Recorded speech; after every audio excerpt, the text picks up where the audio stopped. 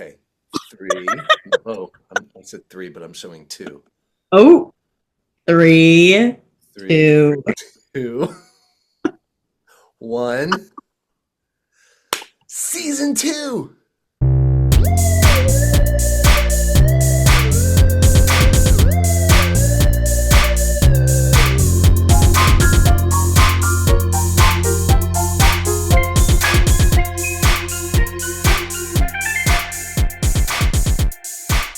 I want to How are you acknowledge doing? right off the bat that I'm really excited for this to pull me out of a bit of the funk that 2025 has so far been. Yeah, there's like a few things that have transpired that would bring us 2025 there. so far has been wall to wall a shitty time. Yeah. I mean, there are silver linings. Well, this is one, and there are always silver linings. And like so many of us, I'm just kind of trying to stay positive and happy here. All we can really do. But no, I mean, 2025 has been just like illnesses, like back-to-back illnesses, Mm. a really You were bad, ill. You had illness. yeah, all of us, a really bad back injury that took me out for a Yeah. very long while. Yep. Um, and then I do just want to acknowledge really quick because I know that a lot of people who are likely listening to this podcast probably knew my dear friend Billy Merrill, who died earlier in February tragically, and so that was just kind of like the next kind of crappy thing. We should dedicate this episode to Billy. Well, I just feel like I'm every ounce of my being is dedicated to Billy lately. I've just been thinking of him and grieving my buddy nonstop lately. For sure. I'm sorry. But It's really all of our whole close little friend group that's become family over the years, we all played together at his funeral on Saturday, so that was really, really lovely. that's In terms good. of silver linings, just that reminder that's nice every once in a while of you know how incredible and magical this music thing that we do actually is, and how powerful it is. Um, Yeah. Yeah. It all came from that for sure. exactly, exactly. So Brutal. now I'm just trying to get back into the swing of things, and I'm stretching and icing my back like the freaking old man that I've suddenly become. Yeah. Well, you said it was from a previous surgery you've had. Oh yeah, it's a whole thing. Oh man. Sounds like you should I'm do some very young at yoga. heart, Sounds like Jackie, we but should. I'm very young at heart, but I'm very old in spine. Sounds well, then it sounds like our next bonding activity that isn't recording an episode of this podcast to be to go to a hot yoga class. Jeez, that's probably a great idea. It's a great It's idea. probably a really, really great idea. Okay. I used to actually do hot yoga, Mm, and I liked it. it's fun. I mean, some people would be like, "Are you crazy?" But well, number one, yes, I am. Number two, number two, we should do that. We should do that. I would do that But with yeah, you. I would go back to that. okay. You know what I've been doing lately? Studio. Salt floats, like those sensory deprivation chambers where you lay in this salt concoction and you float. And so Ooh, it's pitch black, pitch silent, and you're just floating effortlessly. whoa! I don't know about this. It's like being in a conscious coma or something. I don't know how to describe it. But You go to like a place to do this. You can't do yeah. this They in have your one home. in Montclair. There's one in Boonton. Of course, they have one in Yeah, it's really, Montclair. really cool. It's really, really cool. The first Wow. time I did it, I I'll try. had like, I guess I would describe it as like a mini panic attack or something when everything like really shut in and Yeah. went dark and pitch silent because you're really like did I just die? What happened? Like there's literally nothing. I'm in the And the first darkness. I time, it's a can't really, really see. disconcerting feeling. So I kept my hand on the light switch thing on the wall, and I lasted about 30 seconds, and I was like, "Oh hell no!" And so I hit the light, and then I slowly kind of eased back into it, Oh shit. and now I love it. Wow. That's so interesting. Yeah, I would try that. What is it supposed to do? It just disconnects you because all sensory input is gone. You don't see anything, you don't hear anything, you don't really feel anything because the Yeah. salt water is like body temperature, so you don't even really like you can't really like tell that you're floating in something. Whoa. So you're just like basically levitating effortlessly and it's completely dark, completely quiet. And I describe it like turning the computer off and back on again. Like you just shut everything off. Wow. And if you can get, Actually, some meditation practice and learn to actually quiet your mind, mhm. it's really I think everyone can benefit from meditation. from quieting your mind. Oh yeah, for sure. For sure. What else is new with you? What else is new? I'm just quieting my watch. She's hydrating. Hydrating, prepping for this wedding. Who's getting married? Oh, that wedding you're playing at that I have to provide you music Oh, for. I'm playing at this. What are you gonna send me music? Yeah, yeah, yeah. I have to. We have to figure out what to do. So yeah, that's happening in May. It's like less than 100 days away. Um, It's cool. oh, I recently dipped my hand into another honey pot because why not? But it's not crazy, but it's cool. I Yeah. recently became like an adjunct flute professor at CCM, County College of Morris. Oh, I did Love. a semester at CCN. Yeah, Okay. it's real. I It's a loved it actually. This Yeah, is it's County a College of Morris, in vibrant. case Yes, anyone. kind of. Yes, not Cincinnati Yeah, yeah, yeah, Conservatory. Thank you. yeah. Okay. You never know. No, but Yeah. yeah, I just received this job title, which is super exciting.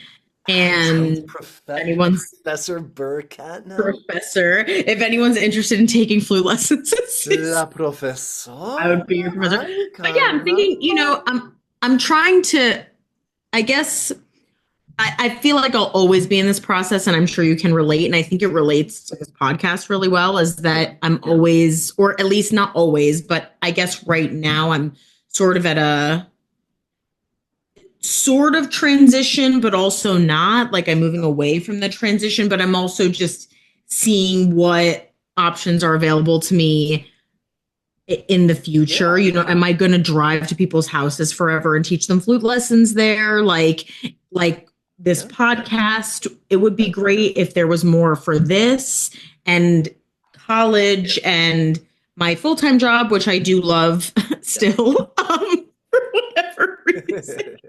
Love teaching middle schoolers, but yeah, this is it's an interesting point in my career, but I feel like I don't know. Well, that's the I just great, felt like it was a good great thing. opportunity. It's the great, great thing about having a career in music is that Yes. very few of us is truly stuck to one sort of thing.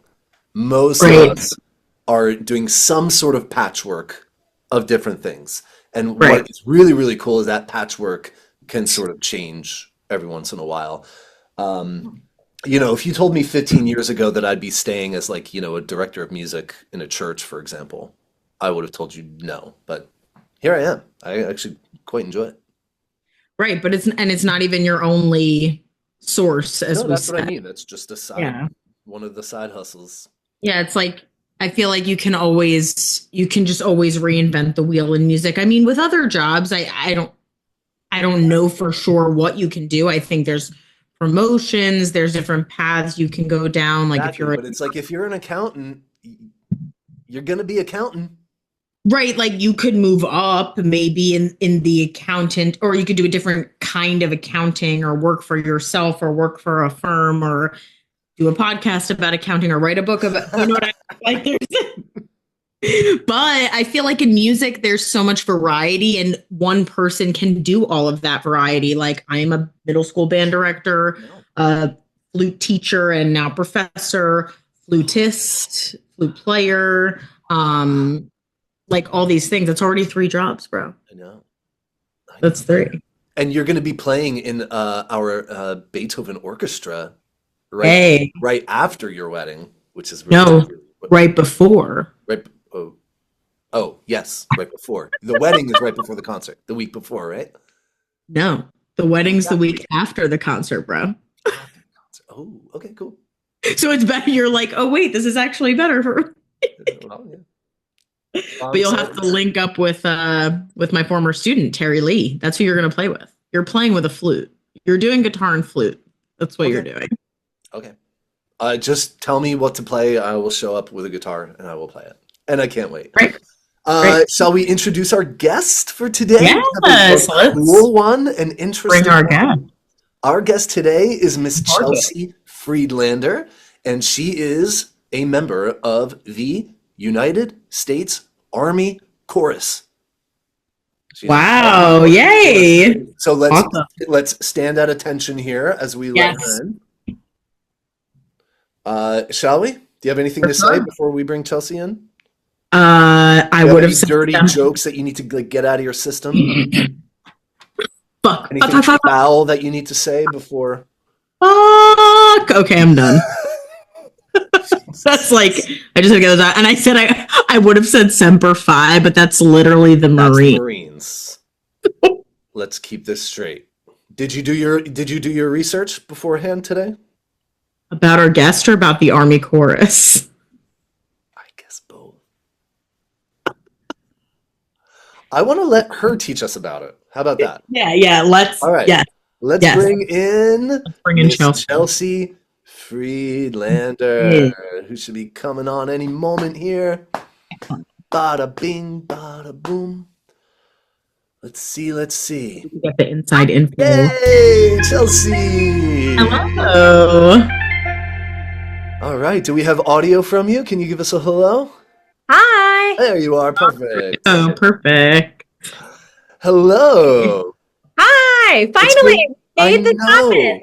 Yes, you and I actually have been chatting back and forth for quite a long time trying to Yeah. figure out a time that worked. So we're so grateful that we Nice. worked it out and that you're here to chat with us all things Army musician today. Oh, I love it. Amazing, amazing. So yeah, welcome. I don't you don't know Jackie, do you? I don't. I don't know if our paths crossed. Are you also New Jersey musician as well? Mhm. Yes, yeah. Born and raised in New Jersey, went to Montclair State University. If you know anyone there, that's how I met Marty. Yep. And now I play for Marty, and we're great friends, and we have this podcast. And yeah, he's been talking about you coming on for a long time. So I'm really excited you're here, and that we could arrange a day and time for us, because I'm sure with the Army there there are some stringent restrictions or timelines. So Yeah, every day is a little bit different. So we just go with the flow as much as I can. I'm really excited for this interview, Chelsea, because I think, Jackie, I think this is our first guest that's sort of off the more obvious path in terms of yes, for sure. music careers, right? Yes, we've had obviously we've had, well, everyone has been a professional musician in one way or another, but I'm not sure if we've had anyone who is in an ensemble yet, like Army who chorus is added probably to one the of those top. things, like there's probably a lot of people who don't even realize that that exists and that that's an option. Probably not. Cool. So tell us, Chelsea. We're 100% right. No. We're just going for it. So I don't know. The Army Chorus is actually really a group of solo performers Mhm. that sing together and sing together extremely well.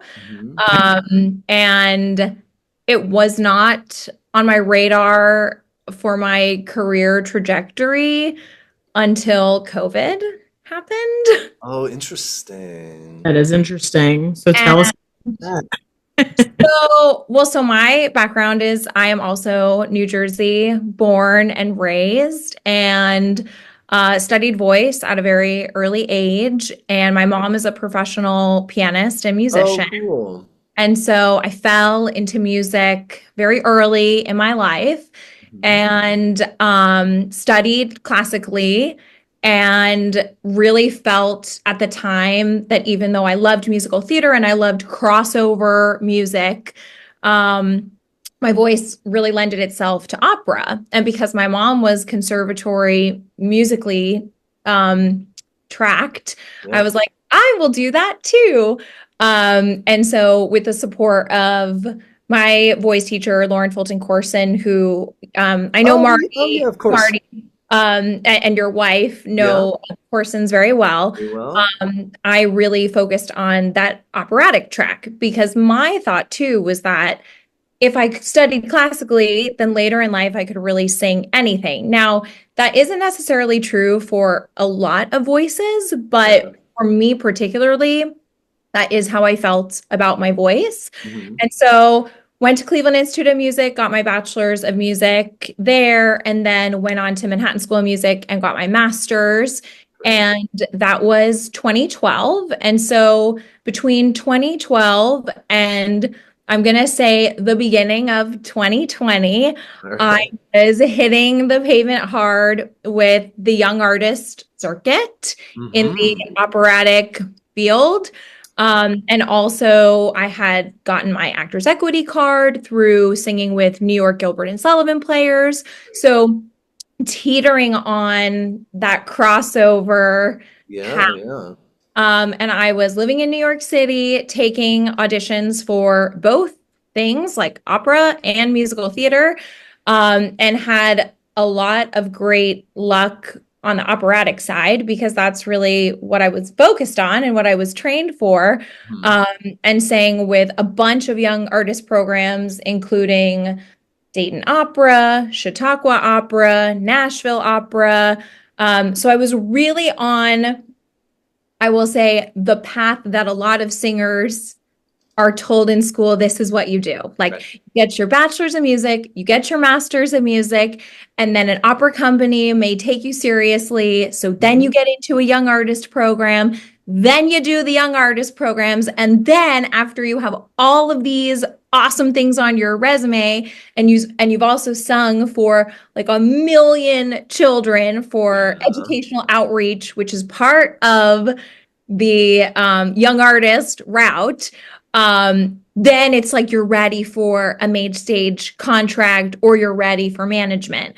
So What that, is, I'm so sorry to interrupt you, just real quick for our listeners and for me, because I really yeah, don't know, because I'm a flutist. I mean, I sing for fun. I love.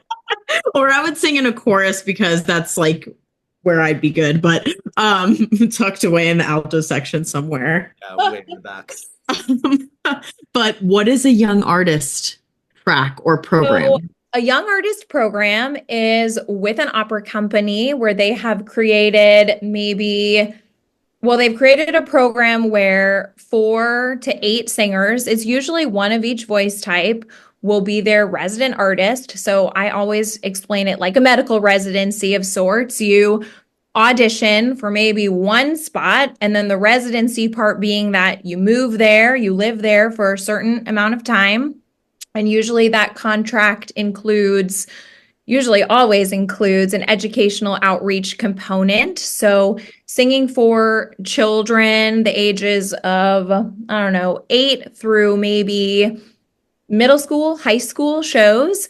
And sometimes those contracts can last, part of the young artist contract can last between 4 to 8 weeks of just doing the kids' shows. That's it. Wow. That's all you're contracted to do. And then if you're really lucky, the cherry on the top is that then you get to do a main stage production within that company. So, for an example, when I sang with Nashville Opera, which was the last like young artist program that I did a bilingual English and Spanish children's opera, Oh, cool. and we That's really performed cool.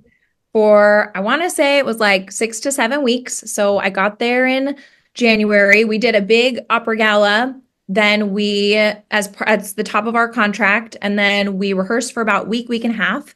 And then myself and three other colleagues, we were on the road, mostly in the Tennessee area, singing this show that was written for kids. And then we did that like January through end of March, April. And then I got to sing Olympia in Tales of Hoffman on the main It's a great stage, role. which a lot of the time, that's kind of why you accept these young artist programs, because you want to have the opera credential on your resume, but you also want to show to other opera companies that you are responsible, you are reliable, that you can do a show, wake up at 7 o'clock in the morning, sing a kid show, bring all this set.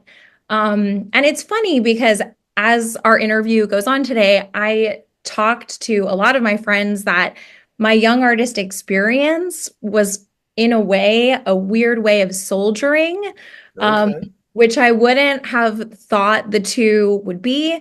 But when I had really hard days at boot camp, and I thought about some of my long days in the young artist realm of waking up, bringing the set, putting your costume on. I mean, we were really the production team. Right. And you were the singer on top of that. Right. And there was a little bit of like administrating as well, because when you got to the school, you had to say, we're here. And then this is the cafeteria. This is where you're going to set up and things like that. So that was a majority of my operatic experience starting in like professionally.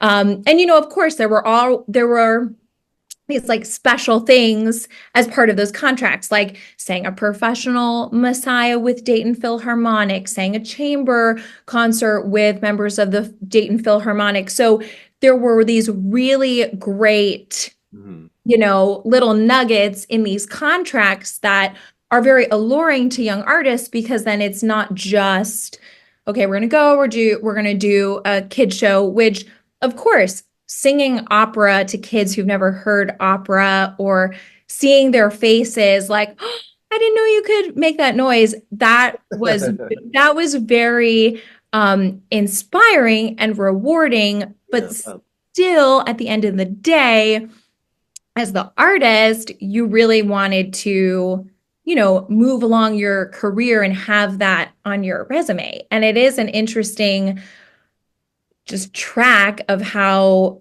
the opera world has continued to go in that way, unless you get out of school, like the one in a few people who get out of school, and then you're singing at the Met, or you're singing at these like really big houses. So this is really the only pathway of sorts in the United States if you want to sing professionally. Gotcha. And so that was what I was doing, and I was freelancing. And like I said, I had a lot of success going from young artist program. And I did get signed to a manager who I am still with, which is Athlone Artists. And just as things were starting to ramp up, then it was COVID. Wow. So you were which young artist program were you in when all of that went down? Where I was actually slowly just starting to cobble some freelance work together. Okay. So I had just sung with Pro Albany Musica.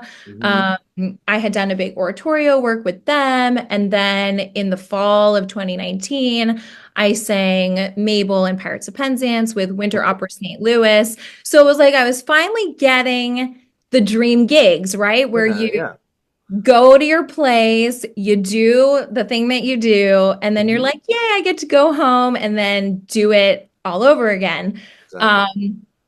And I had some other things in the works, another Pirates and a few other things. And then everything fell through because of COVID. So Gilbert and Sullivan was sort of right up your alley, right? Yeah, I love the light opera. That's my jam. Yeah.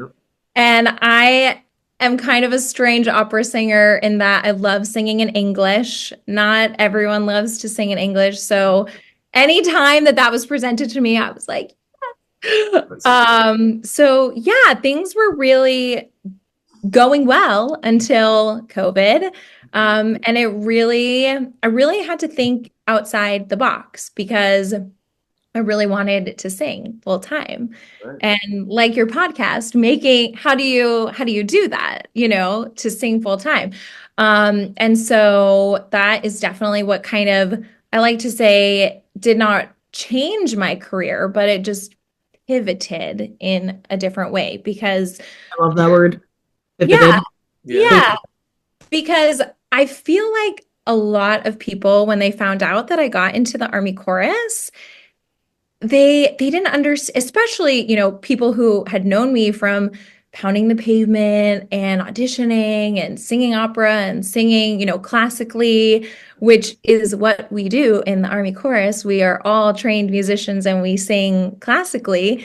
I feel like there was this strange, like, what do you mean you're leaving opera? And I'm like, I'm not leaving. I'm just doing something different and getting to use my talent to, sing and to serve and to also make music every day, which during COVID, I was making my own music, but it was really not for anyone. It was for the thought of hoping to get back on stage, hoping that things would open up, hoping for more audition opportunities. And that cycle is sometimes really scary that, I got to get back on stage. I got to have another audition. And so when the Army chorus audition came up, I had a few friends who were already in the group. Okay. And so some background on the Army chorus is that it was an all men group up until 2022. And so That late? yeah. Oh my God, I was waiting for you to say like 1988 or something. No. Something pathetic. And so this has been a 2022. really exciting time. Sorry. That's Yes. I'm blown away by that. That's Yeah. So it has been a really exciting time to be part of this new chorus. Yeah. And a lot of this I wasn't really privy to when I took the audition. I just knew that my two friends who were already in the group were singing full time and making music. And like your podcast, they were making money full time singing. Wow. And I just was like, I want, that's like the dream, right? Is you want to be able to do what you love full time so that it doesn't feel like you're working, right? Wow. And so when I took my audition, it's a very intense, so I've sung 2 Metropolitan Opera auditions in my career so far, and the Army chorus was the most stressful, intense audition. Okay. So walk us through. Yeah, walk us through that. How so? Walk us through the Army chorus audition. So we did just change this, but for my audition, I did have to submit video of me singing. Okay. So as what we call pre-screening video. And it was 4 different genres: musical theater, opera, a top like 100 pop chart, something, which has some flexibility. And what else? And your national anthem in your key of choice. Oh, yeah, of course. And I feel like there was like an in between, like a grab bag, I feel like at the time, because now we've changed our requirements. But so I sent my materials off and I did talk to my husband and said, like, how do you feel about this? And he was like, just you never know. So got a live audition and came to Virginia. So we are based at Fort Myer, and I live in Arlington, so I'm about 10 minutes from base. But took the audition, and your first round, you basically sing a sprinkling of everything. So you're in the room for about like 10, 15 minutes because you're singing like your best piece first. And then, so I sang Chacun le sait from Donizetti's The Daughter of the Regiment, Oh, very yeah. military theme. Mhm. Um, sang my favorite musical theater, If I Loved You from Carousel. Um, Beautiful. and then sang something totally opposite, which was Alanis Morissette, Hand in Your Pocket, Cool. to just show, a variety. And then, of course, you sing the national anthem.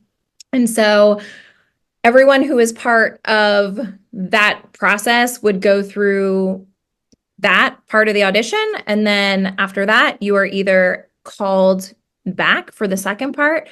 So the second part is music that you have pre-prepared, that you've been given, Cool. and you sing with members of the chorus as part of your audition to see how you blend, how you Yeah, of take course. notes, not musical notes, but actually notes of, can you make this, can you blend? Can you make this more, Yeah. musical, whatever is needed by the captain or the conductor for the audition.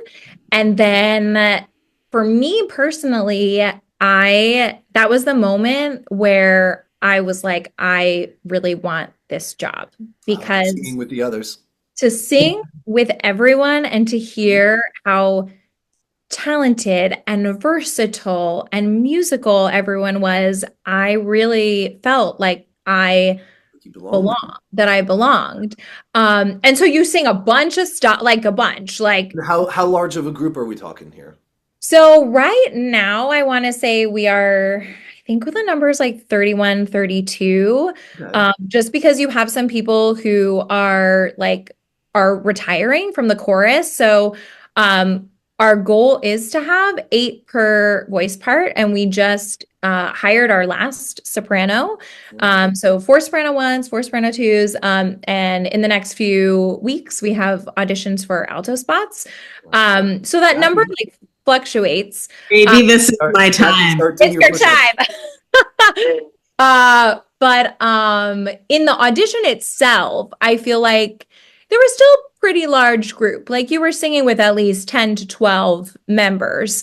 Wow. And I would sing with the soprano one who's already in the group, and then Right. she or another soprano one would be taken out so that I was just the soprano one. And so you sang all your music with everyone, did a super fun sight reading. And then after that, then you are called back if you are so lucky. And then the final round for us was you sing everything again for everyone. So it's kind of like a sprinkling of everything that you did, your best stuff, and you are singing in front of a lot of higher leadership at the unit. So commander, captain, higher people in the chorus who maybe weren't there at the start of the day. So you were singing to actually a pretty full room of individuals in uniform. And at the time, I was a civilian, and so everyone's in uniform, and you're like, ah. Yeah. And And at this point, are these musicians in uniform or are these like actual like this is all army? musicians in uniform. Okay. Yeah, this is all people from Pershing Zone. Yeah. And so you kind of sing everything again. And then if you're lucky, you get an interview, which was very interesting because I had never done an interview for an audition. Right. Some of the questions being, do you know what this entails? Do you know you have to go to boot camp? Mhm. When could you potentially start? Do you have any questions? But even still, you didn't even know if you got it then. Oh, I see. Okay. Wow. Yeah, yeah. And so you're just like, your brain is going a mile a minute.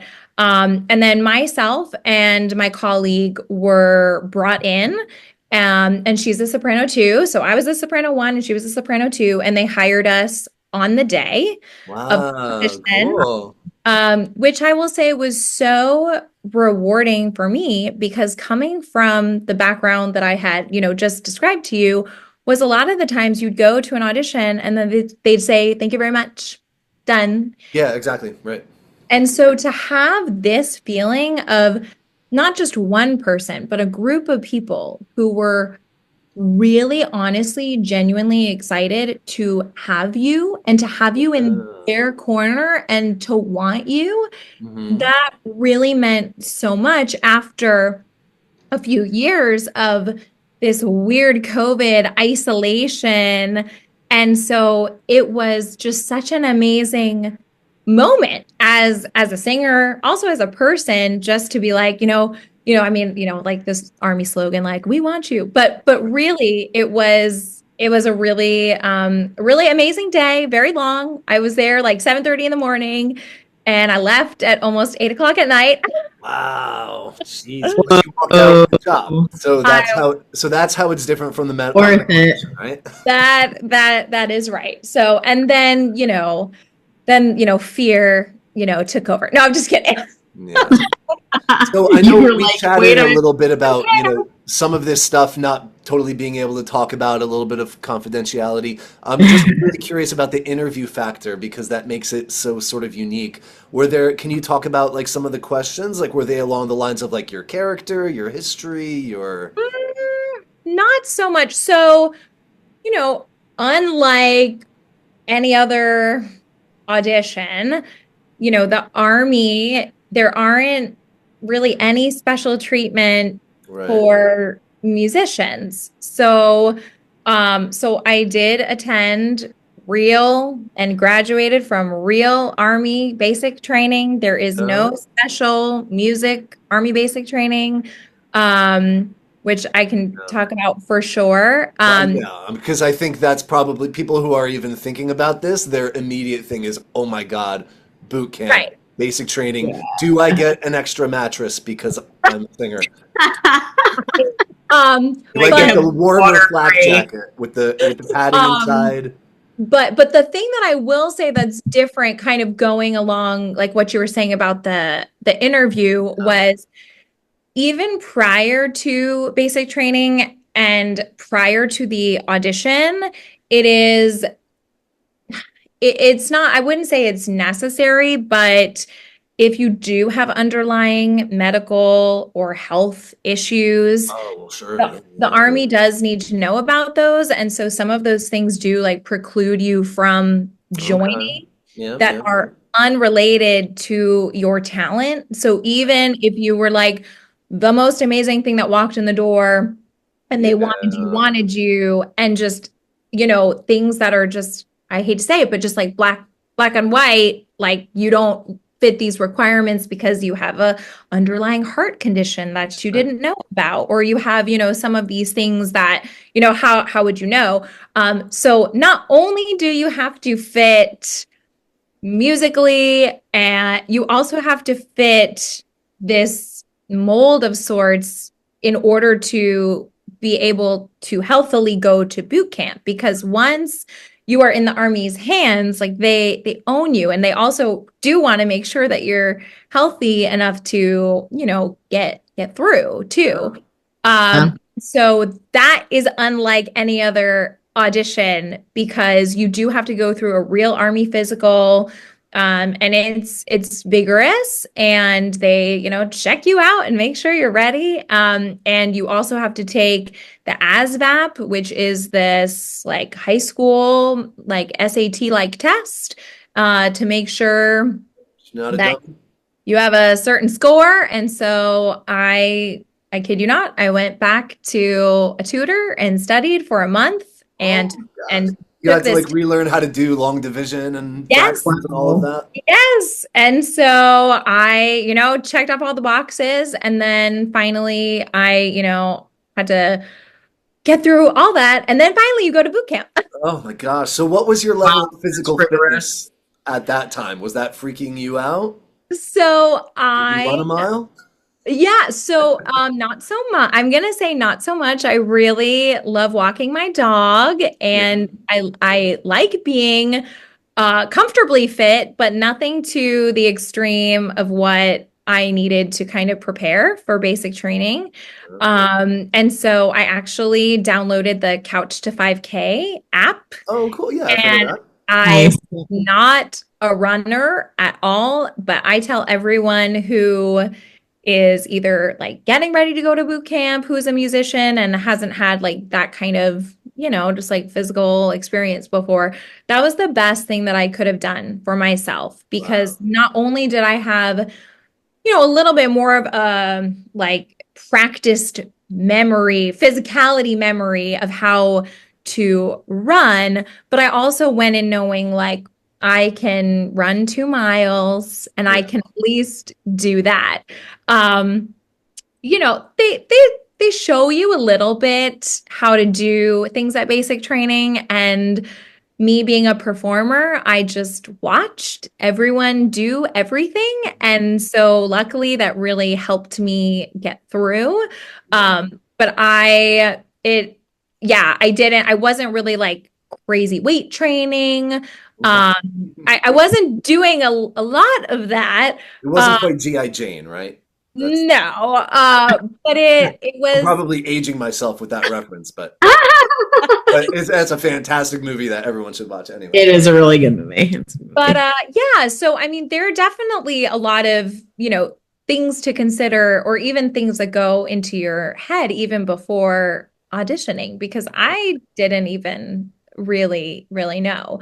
But my main like comment was that if you love something so much, you'll figure out how to do it. Like you It's true. will, because It's very true. even growing up and singing and my mom being a musician, like I saw her teaching and performing and working at churches, and like that was always plan A. And so for me, singing was always plan A. I never had a plan B. There were always, other things. Like I also was teaching. I still frequently, teach sporadically as my schedule allows with this job.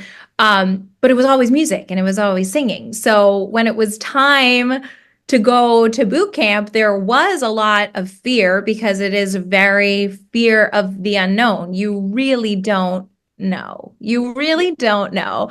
And So walk us through a day of boot camp. oh my gosh. Well,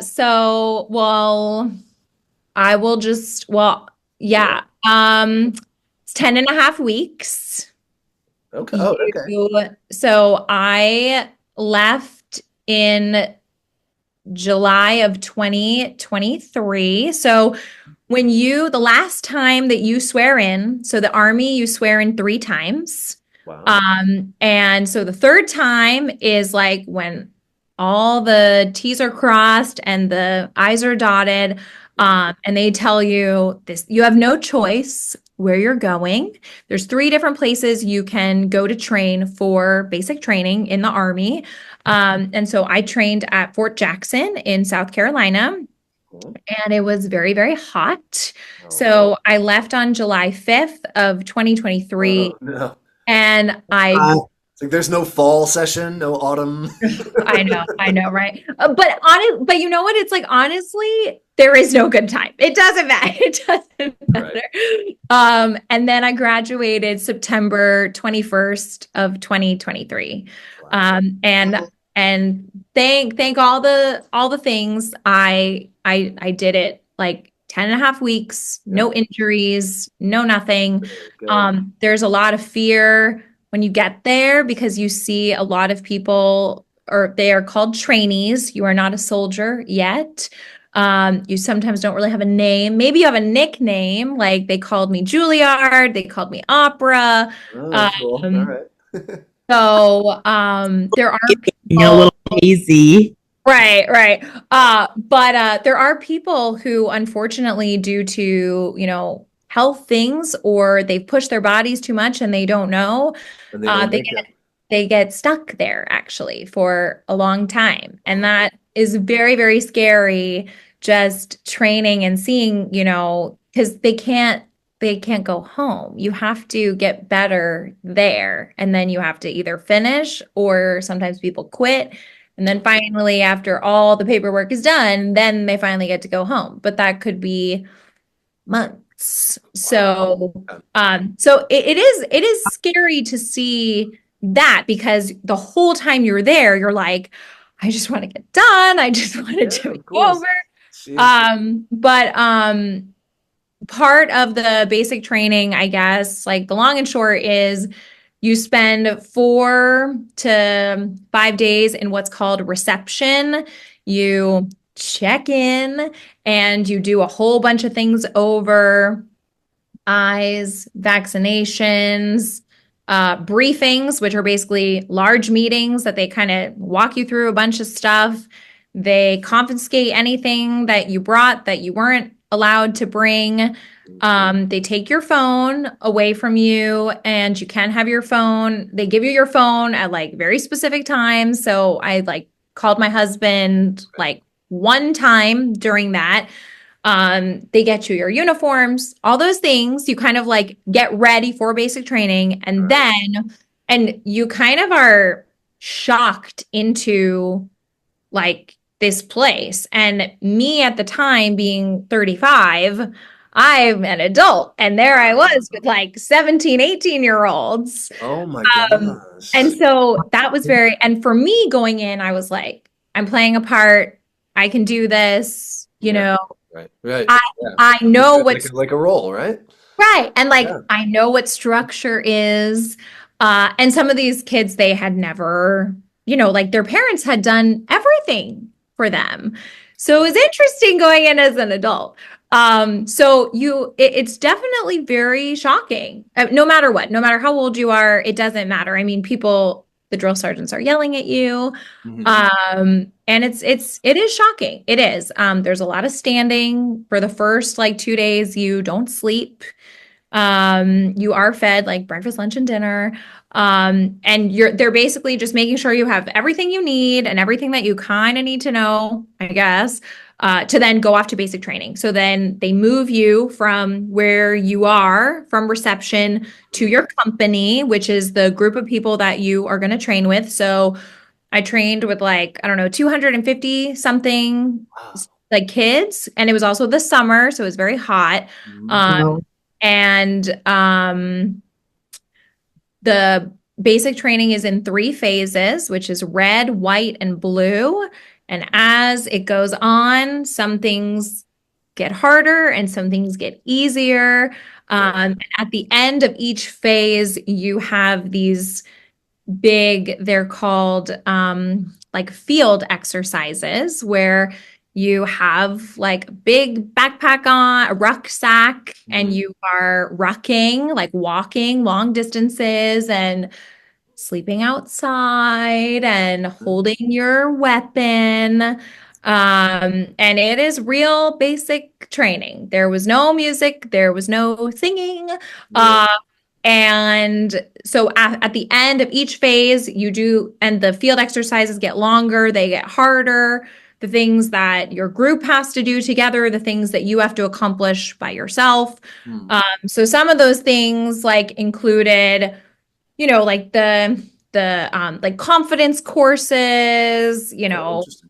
like going up, high Yeah. heights Got it. and Yeah. like and roping off, learning how to shoot a weapon, which I had never shot a weapon ever. Okay. Okay. Um, uh, Being outside a ton, walking, marching, doing the Army physical fitness test, which is still something that I do twice a year.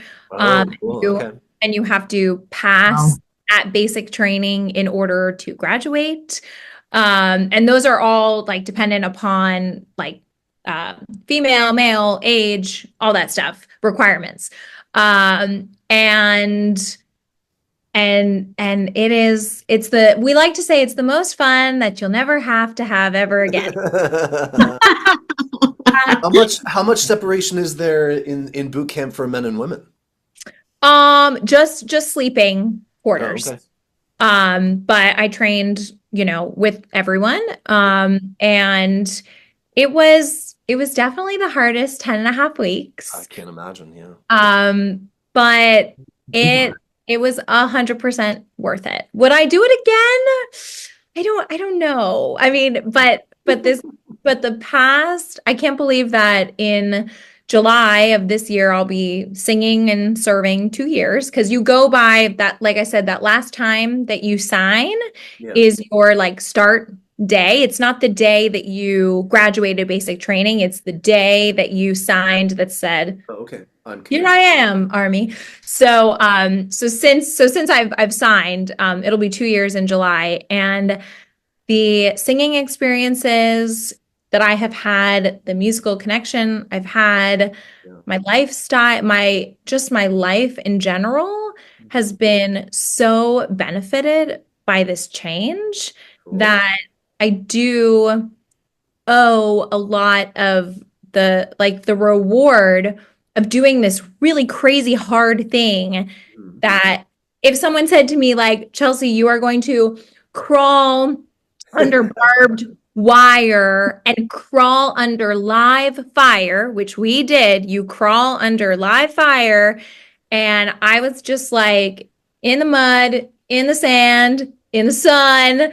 And at the finish line, it was so worth it. So I tell anyone who is potentially, thinking about auditioning, I Yeah. just say you have to focus on the things that you can, focus on in the moment, which is, preparing for your audition, presenting your best self, Yeah. because then you can, unfortunately, or fortunately, worry about basic training later. Right.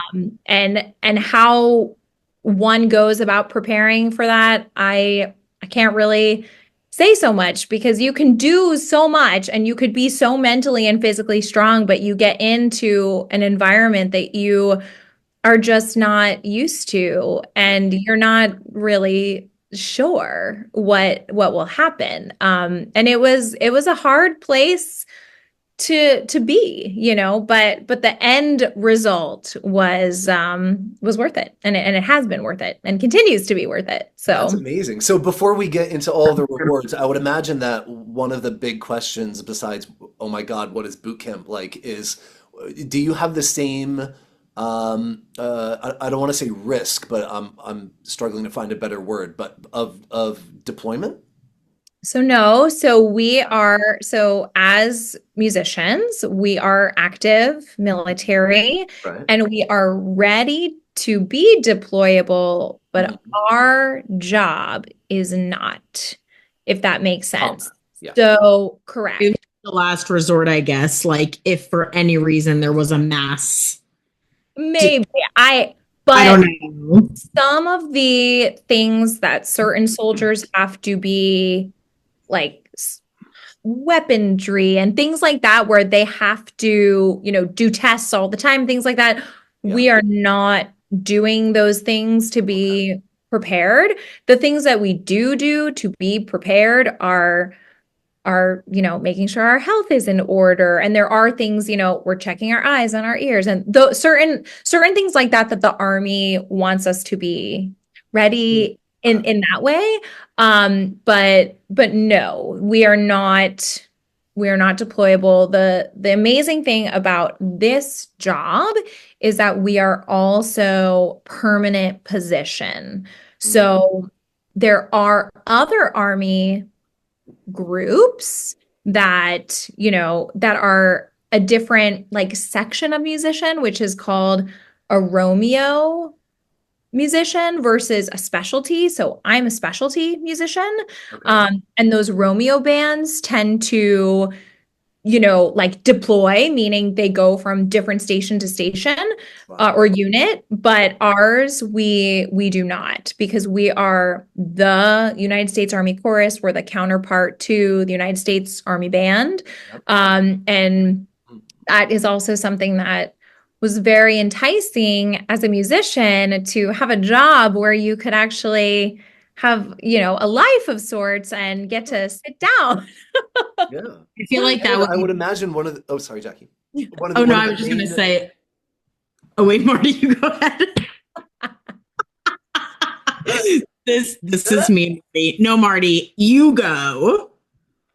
I would imagine one of the great benefits of this is that you're not like they're finding all the gigs for you essentially. Like you're not out there hustling to figure out where your next performance is going to be. Yeah, I will say that is really an amazing thing. There Yeah, are some, I mean, really every day here is very different. It would be shocking if I said we have the same day. right. We rehearse for the most part Monday through Friday.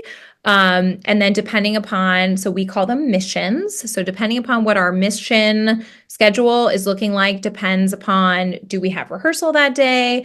There are still things within the unit that we're responsible for going to, just like, going to a meeting, or we have promotion ceremonies, things like that that are mandatory. But it is such an exciting thing to just be here and they say, okay, you're on this mission. Great. What am I going to sing? And the missions vary, meaning you can be singing with the whole group, Mhm. which could be public or private. So a lot of the missions that we do, you could maybe see us later. Like, so for instance, we sang for NATO Summit last summer, and then, later you saw, parts of that on TV. Cool. So that's what we would call more like private. And then, sometimes there are four singers and we're going to an event where, I'll get to sing a solo, or I get to sing a duet or a quartet. There's a ton of solo opportunities also within the chorus concerts as well. I've been privileged to sing with the klezmer group, which is this Jewish Yiddish music. And so, Familiar. yes, and so I've I been, love listening. yeah. So I've been able to sing like front woman to those groups, which has been really exciting. So the thing that is so refreshing about this job is, yes, I am part of the chorus, but there is so much vocal opportunity to do a little bit Yeah. of everything. Ensemble, duet, solo. And we also, The inauguration. well, sorry, what was that? You get to sing inaugurations, presidential inaugurations. So yes, we do, but due to weather this year, that was not. There are some of the members of Pershing's Own were involved, but I was not tasked for that. But yes, that is part of our musical mission. Is those bigger events that really bring everyone together.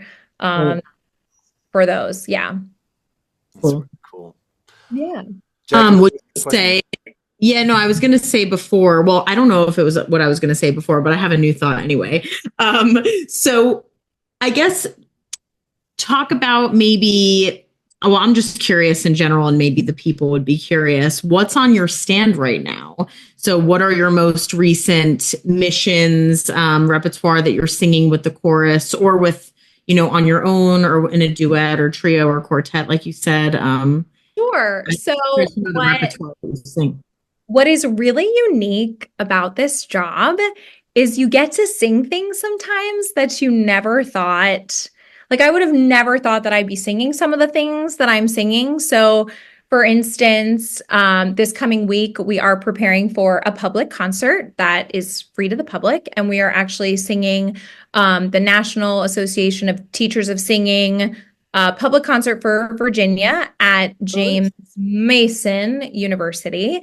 And we are giving a sprinkling of like all the greatest things that the Army Chorus has to show, including musical theater, opera, Americana. Because, our hope is that someone in the audience or a voice teacher or a student can look up and be like, maybe one day, maybe that's what I want to do. But the unique thing is that on Friday night, I am singing Attennnnnn-HUT, which is Belter Oh, musical theater in a Yeah. Les Mis medley. And then on Saturday, we have a private mission. And then I'm singing a different Les Mis medley, and I'm singing Cosette. So just Wow. nice. the dichotomy of, those two things, like in the musical theater world or sometimes the opera world, you are so put in a box. Yeah. You are a lyric coloratura, you are a dramatic, Exactly, right? So and here's the 8 roles you can play in your life, right? right, Right. right. And so the fabulous thing about this is, if you are able, and which, we really are, like some of the altos sing soprano solos and some of the sopranos sing alto solos.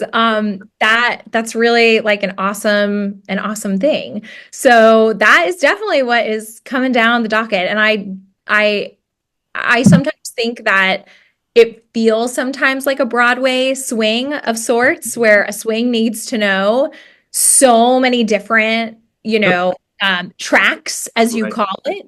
And we do the same. We track other people's solos. We have alternates, so that we really are ready for anything. So, yeah, that's definitely something I don't think I would have said like years ago, like I'm gonna sing, this musical, Yeah. the part that I would never have been cast in, right? Yeah. Right. So how much traveling do they have you do?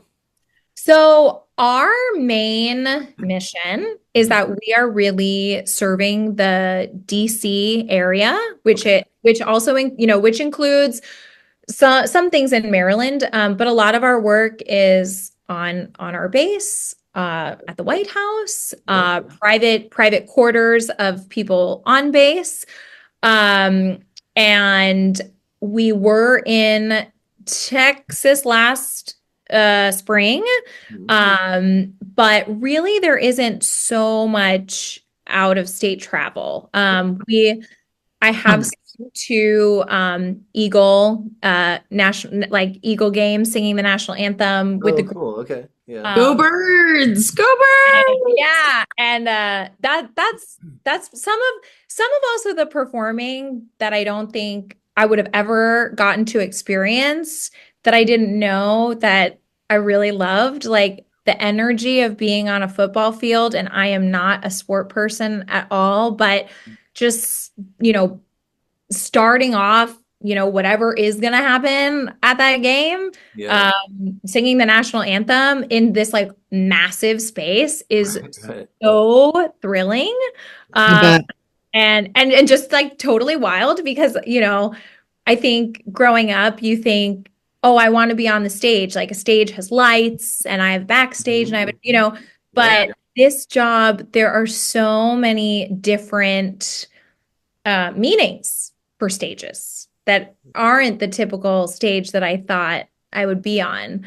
And a lot of them have really surprised me because, as a singer, like I'm talking to you like Chelsea Friedlander, right? Mhm. But for this job, I am Staff Sergeant Chelsea Friedlander, but I'm still the opera singer and I'm still the Yeah. performer.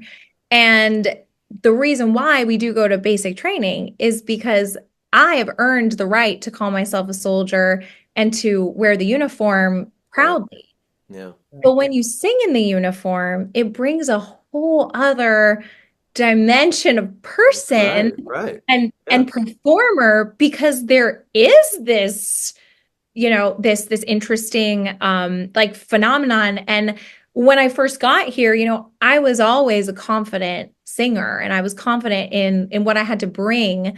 But then you put on this uniform and you're like, whoa, no one told Whole me it was nother going to feel level, like right? this. Yeah. Yeah. Yeah. Yeah, it's a different feeling for sure. It's a very different feeling. And I was just telling one of our newest sopranos that, you can feel all those things like as you like the civilian, but then you put on this uniform and people are saying like, our United States Army chorus, these are your singers. And you're Yeah. like, Yeah. oh, like it's thrilling, but it's also like no one like tells, no one tells you. And, there you are in rooms that you could only imagine being in.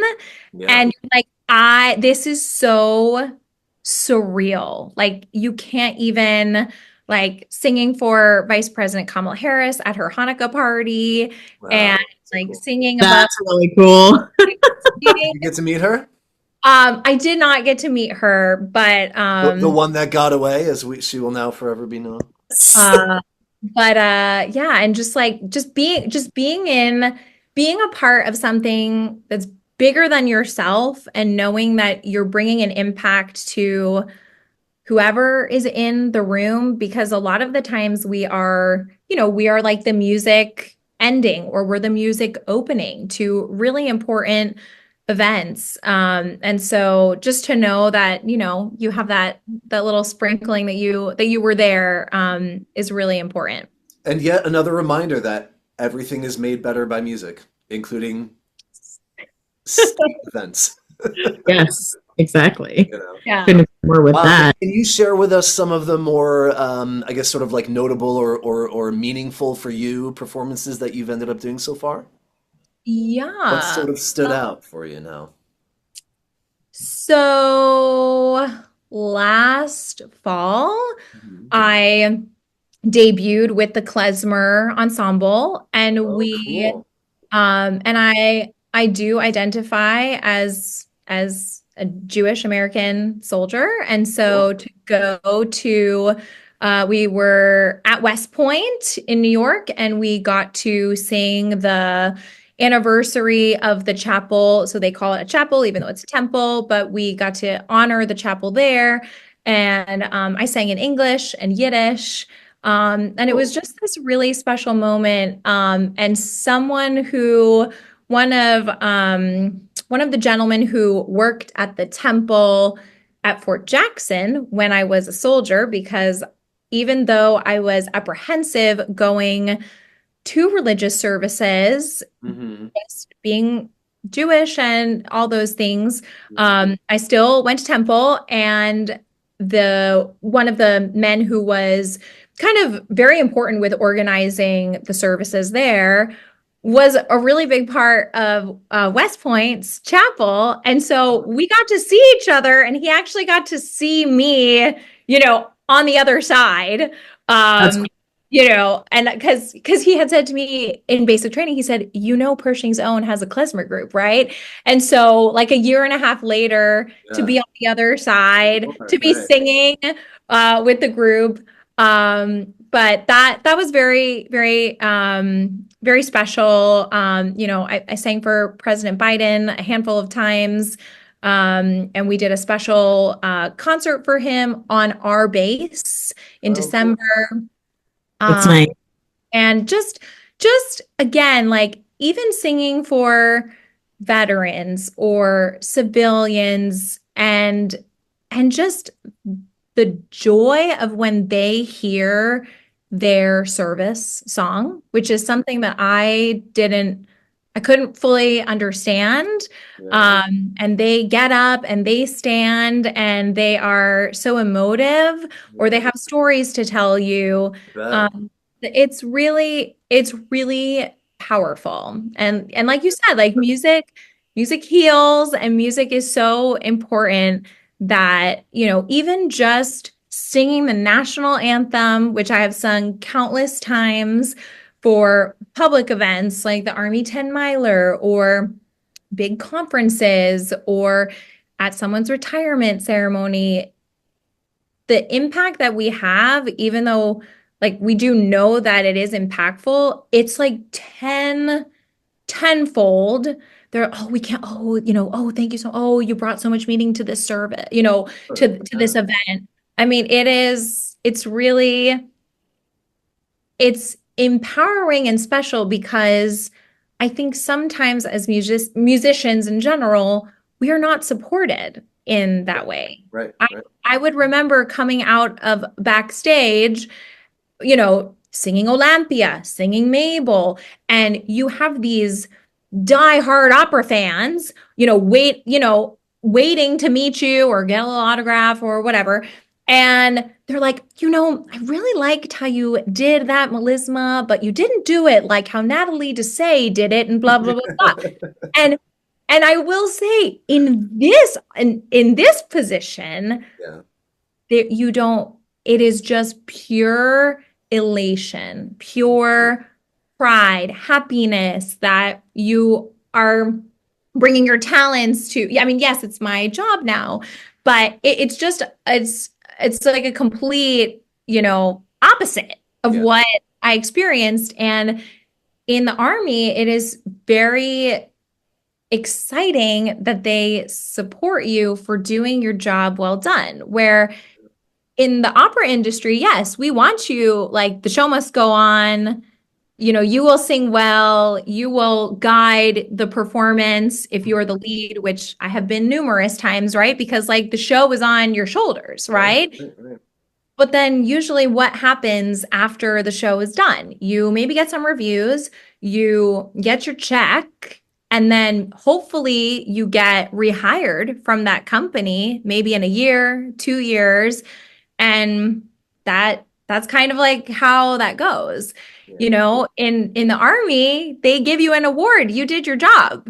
I'm not even, and so it's Yeah. so it's really mind-boggling coming from that freelance the freelance world coming into this job, because I just come into it with so much gratitude because I had 10 plus years of Exactly. Exactly. that, which is why I don't think I could have done this like 10 years ago. Gotcha. Um, just Well, you kind of certainly have a different level of appreciation for it because of it, right? for sure, for Yeah. sure. So yeah, there's just it's really just been an amazing journey that I didn't it's the job that I didn't know that I wanted, and I Yeah. have Yeah. it, and it's incredible. Yeah. What's work-life balance like? You mentioned you have a husband, you're married. Yeah. Yeah. So Does my he see you? husband, what's that? I was joking. I said, does he see you? Like, are you? Oh, yeah. Yeah. Yeah. So, every I have now experienced like a whole year and change of, seeing, 4 seasons. Yeah. And so it seems to be that September through December is really busy. Like the Okay. moment Labor Day hits, it was quite busy. And then this January was interesting because we were on call. There was President Carter's funeral. Yes. Right. Right. I was ill for that, so I was not a Oh part of that. no, I'm sorry. Oh, that Uh, sucks. but my colleagues were there and I supported them from afar. And this is kind of a little bit of our downtime. And we are getting into some like busy season. Okay. So yeah, it just depends. Like I am working this week, Tuesday through Friday with rehearsals and meetings, and then Friday and all day Saturday, I have missions, performances. So yeah, he does see me. Sometimes he doesn't Yeah. see me. Do you guys live on the base or do you have your own house off of? No, so we live about 10 minutes from base, which is really convenient Okay. because there are a lot of times where you do need to be called for something like urinalysis, which is, we do get drug tested and it is at random. So Okay. that is part of our job. And All there are certain times where, you could go on base for rehearsal. You could have like maybe a 2.5, 3 hour break, but then you have to go back because then the Army provides most transportation to that mission, especially Oh, like okay. if you're going through security, all those things take Sure, time. sure. Right. It's not like we're going to drive to the White House ourselves. Exactly. Uh, Right. so, Yeah. so it's really nice to be close to base, but a lot of my colleagues, they drive, pretty far. So, Okay. um, that has been very convenient to spend more time with my husband and Yeah. my dog. Right. You're Uh, Nice. splitting in half. And yeah, and oh, sorry, Chelsea, finish your thought. Go ahead. so what I was gonna say, maybe what you were gonna ask is I still see a handful of my voice students who live in New Jersey and New York City. And I've actually accrued some new students here in Oh, Virginia. yeah. And I have kept my vocal studio completely virtual because that really helps me with my schedule. And I just decided basically ever since COVID, I really enjoyed teaching online, and Yeah. that was my jam. So depending upon my availability and my schedule, my students know, and students who have been with me a long time, so my new students, they know that I can be called at a moment's notice, which is a little unlikely, but sometimes like last minute things do come up. Okay. So I've been able to do that. I am going to be in New Jersey singing Carmina Burana with New Jersey Oratorio Society in April. Oh, cool. Okay. Yeah. Oh, So I am able to kind of pick and choose. Also depends on schedule, depends Sure, on sure. the Army if they will allow me to leave. Right. But I am able to take outside work. Like I sang at the Kennedy Center in November. Oh, wow. Um, so the fact that now I can, I have some flexibility. But it is really great that I can also say, yes, I want to do that, or no, I don't have to do That's that. right. great. Exactly. You Yeah, have you this can send full-time any gig you want. position that's all yours. Yeah. I was also just curious because you mentioned it before, just for clarification for us and for our listeners. So the Pershing's Own, is that the United States Army Chorus, or is Pershing's Own President's Own? Is it No, the no, Marines? no. So the U.S. Army Band, Pershing's Own, is the band, and we are the vocal component, which is the U.S. Army Chorus. I see. That's the Army. That's the special. We are the specialty Army band, Pershing's Own. Okay. The President's Own, that is a completely different unit. That is not the Army. And our uniforms are different. Our training, like our boot camp training is different. Some musicians don't go to basic training. Mhm.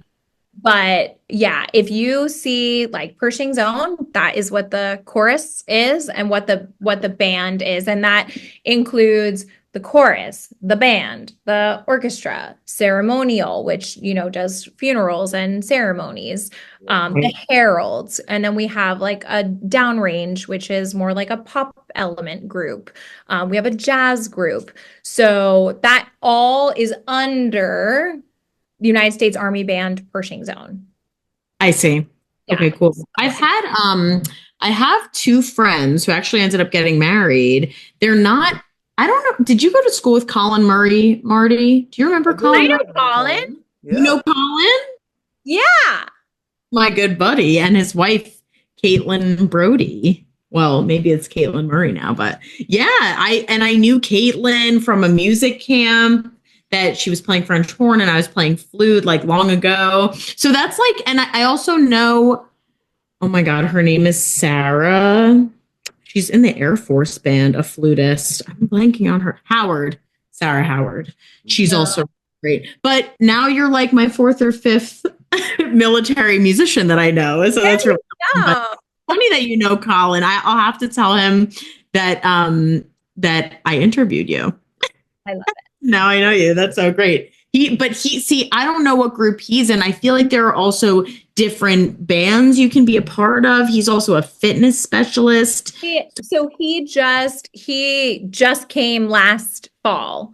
So he's part of HR. He's part of HR. Oh, And he very also cool. is doing it's like we have what's called like collateral duties. So you do other things that aren't related to your what your main job is. Right. And so he does a lot of the fitness things. Yeah, that's really funny. I was like, maybe she knows Colin. And he's from New Jersey too. Yeah. Yeah, he is. He is. We were at Montclair State together, but maybe he was getting his master's or He was something. getting his master's when I was, because I think that's how we knew each other. Yeah. Yeah. So we're like around the same time, but yeah, And it's so then funny. we He and I discovered our connection with our buddy Dan Campolita as well. Shout out to Dan. Yes. Yay. No, it's always such a small. Yeah. So always a small world, even Very if you're in the army. I mean, you know what? It's so funny because when I got here and started to meet people and they'd be like, do you know this person? Do you know this person? It's like, yes, because I had a whole other, career Yeah, of sorts exactly. before coming into this one. So Amazing. yeah. do you wake up every day? It sounds like you do, but just feeling really, really grateful for your job, and do you just really love what you do? I do. I do. Are And they it going to make you retire at a certain age? How does that work? Oh, that's my goal is to do 20 years. That is the Oh, goal. okay. So, great. yeah, so I signed a 4-year contract and Mhm. then you And you can just like a regular, yeah, bring that. Yeah. you re-enlist. Yeah. So, but it really, the job has really been everything and more, like everything that I thought it would be. And there are some limitations of sorts. Like I can't just leave the country. There are a lot of Right. things that, have to go into planning and planning family vacation. Like my parents were just here and planning vacations and setting time aside, things that I could kind of, fly by the seat of my pants, certain things Yeah. that now have to be a little bit more structured. That's true. Um, Sure. but I think the best thing is, yeah, waking up and putting on a uniform that I'm really proud to be in, that I earned to be in, and sing with colleagues who are genuinely kind and Yeah. supportive and who want you to succeed just as much as they want to succeed because we are a unit. And I feel like in my past gigs, a lot of the times it was like me, myself, and I. Yeah, Yeah. that's so how it feels sometimes as a Good. flutist as well. Yeah. Like I can relate. The instrumental Yeah. orchestral world can be very like And very like yeah, people want you to win, and even in like the middle school band director world, which is what I do every day, like that's stupid, but but it happens all the time. Just it, people don't want, and I feel like makes sense that in the army, you would have your company, like your crew, your mhm. battalion, like Right. who you're with, Yep. for and they all are in it together. It's really say what you will about organized military, people have their opinions. It's not something I don't think I would do, but my father was a Marine, so I grew up around it in a way. But um there's just something to be said for that. I Of course. Yeah. feel like that's really valuable Yeah. to And your I career. think hindsight is 2020, right? Because if COVID didn't happen, I think there would have been a lot of different, paths in the road that I would have still been following or I could have taken.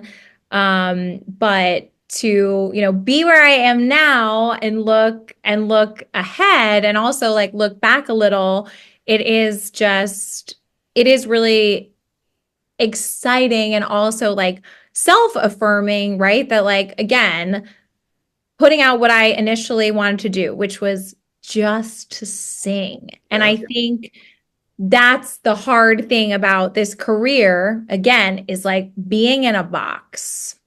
Yeah. And I didn't want to be in a box. I wanted to sing everything. I kind of wanted to do everything. And I remember some of my earlier auditions in New York City where I would, sing for managers or sing a musical theater or an opera audition. And they were like, well, can you sing like this? Or can you sing not so classical? Can you sing not so musical theater? And I always felt when I was in the role or when I had the job that I was in the right place. Yeah. But getting to that, sometimes I didn't really feel like I fit in. And then having this job Right. by saying like, oh, we would love you to sing this musical theater thing. Oh, and I'm going to turn around and you're going to sing the laughing song, from Later Yeah. Mouse, and so I think to also feel as a singer validated, like, yes, I fit in, that's huge. And I think it's really hard for becoming singers, to find a place that's nurturing and accepting. Mhm. And, you know, I'm a voice teacher too, and I love my voice teacher and I love all the instruction I've had, over umpteen years of singing. But at the end of the day, you still have to live with your own voice and make your own choices of how you yourself are going to sing, right? So, you know, is that going to be, how you're gonna live, Yeah. Yeah. Yeah. of sorts? So, That's so interesting. Yes. This is one of the most, I think, interesting jobs that we've had on the podcast. Only also because I'm sure there's a lot you cannot say um, about it too, like security clearances, which is kind of like there's a bit of a rule to that. But I also was wondering, this is a very random question, but I feel like it's something that I've always been curious about. As an Army chorus member and a musician in the Army, do you guys like before or after rehearsal, do you have to salute? Do you no? So When the conductor comes out, do you salute them? no, so that's a great question. So there is like a rule book that they give you a basic training, and some of that is, of course, very important. Like your head is always covered when you're outside. So like cap, head covering. Oh. If someone is of a higher rank than you, then you do need to salute. So there are all these important intrinsic, military things. Have I had to do them? Not so much, I will say, in my time. But we really just like to say like military bearings. So, if I met you and we were in public, I would say, and you said a comment to me, I would say, thank you so much, ma'am, or thank you, sir. The captain is always referred to as ma'am.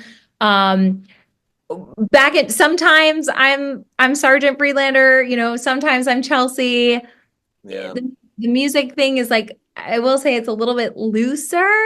But we do still like adhere to all of those military, I guess like prompts, It's a decorum that exists. Yeah, decorum. But I will say I haven't had to do so much of it because I'm not.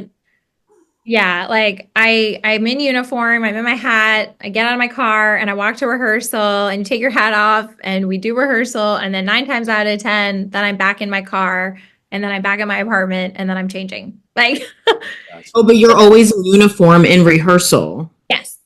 Yes. Oh, interesting. Yes. So we have like the typical, like, they're called OCPs, camo. That's what it also depends on the commander of the unit. But for us currently, we are in our camo for rehearsal.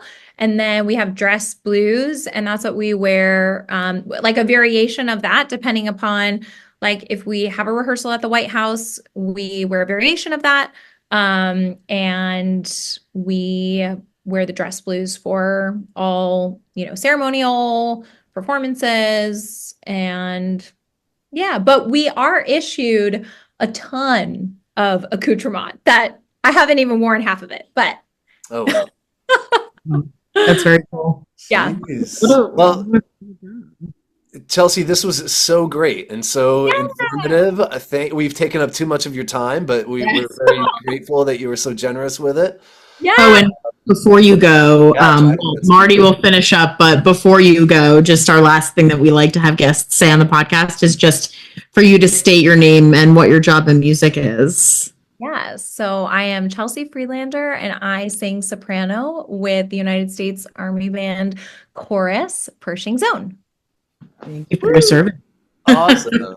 Thank you. Is there anything else that you felt like you wanted to say today that you didn't get to? Anything? No, I just like, not only is it my mission, but it's also like the chorus's mission too, that we do want to expose people to these jobs, that they're out there, and just because, like I said, if COVID didn't happen, I really don't know if I would be here sitting like where I am, Yeah.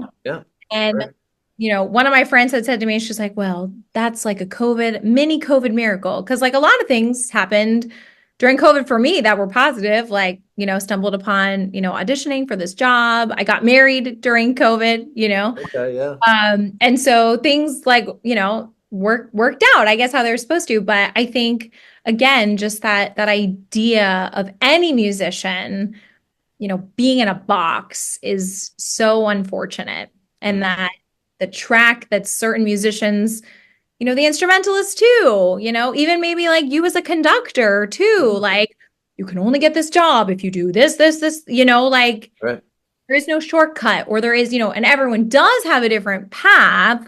But I think, you know, like I said, when people are like, why are you leaving opera? I'm like, I'm not No, leaving. you're I'm not. not like, Yeah. Extending the life of your career, I would say. You know, you're just making yourself more marketable, more valuable for longevity and for you. And there's no right or wrong way to do it. right, right. So hopefully, long into the future, you know, someone will listen and be like, oh my gosh, I identify with that. Because I think even before even finding this job, it was really hard for me to find like that true place of, you know, where did I belong in this industry, Right.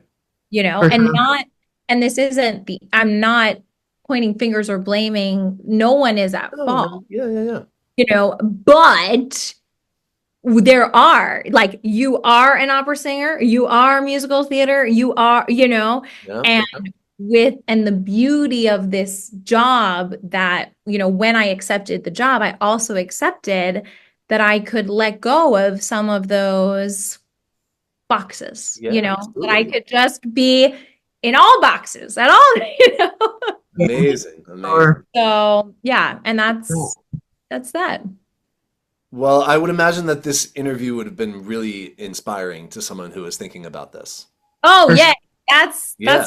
that's what we want. Because, you know, in 20 something years, there'll be a lot of positions available. No, Well, certainly yours. right, right. So there will be lots of things, but anyone who is interested can go on the usarmyband.com, and we're on Instagram, and we put our Perfect. public concerts. Yeah, we put our concerts up there. And you can learn more about members of the chorus, and all of our other, you know, amazing groups and musicians that are on there. So Yeah. lots to see on there. Amazing. Wow. Well, Chelsea Freeland, Staff Sergeant Chelsea Friedlander, thank you so much. Correct, Marty. This Staff. was really great. No, no, you interviewed me really as Chelsea Friedlander. So that's what we are. Perfect. Great. Well, Thank you thank so you much again. for This was coming. really, really great. Yes, Yeah. thank you. And I will look forward to when it's out and we can share it. Absolutely. We'll send it your way. We'll let you know. Yay. Awesome. Yay. Away. Thank you so Thank much. you, Chelsea. Thanks. Your day. All right. Bye. We'll see you soon. Man, that was impressive, huh?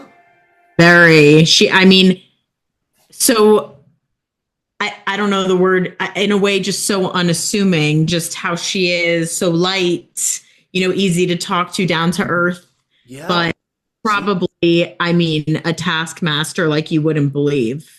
Yeah. Like, for you to manage all just the audition alone, just to say I'm going to audition for this, I would look at that audition and say, there. But I mean, and I was wondering too if she was around our age or in between us, so she's in between us. But A little, I think closer to I'm me. Yeah, yeah.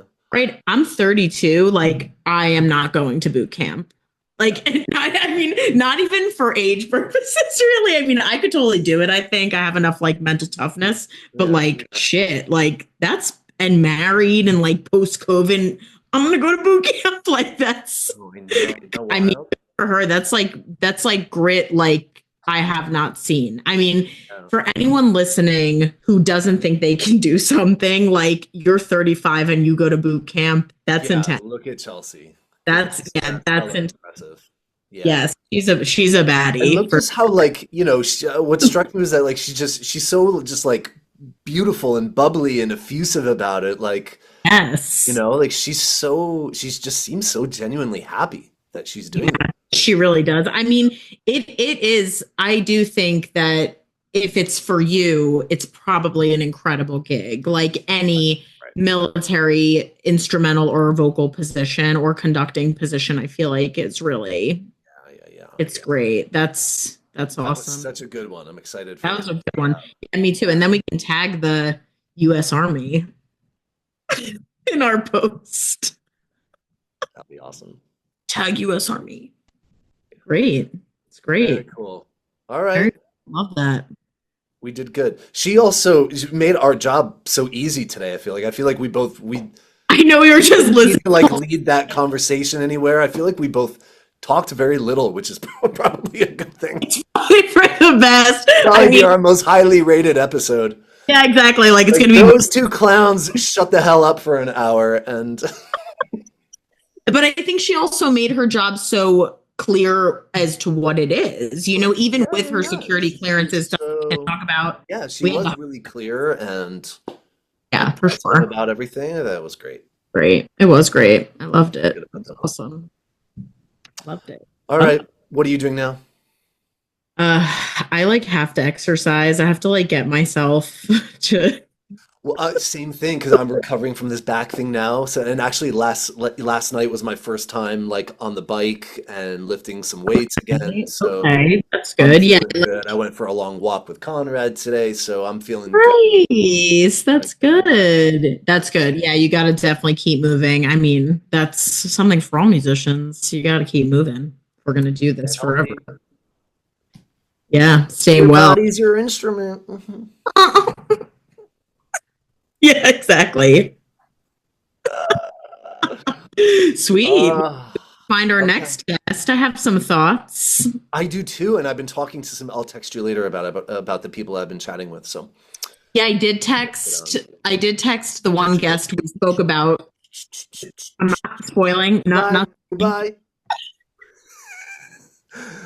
See you at the next one. Thanks everybody for listening.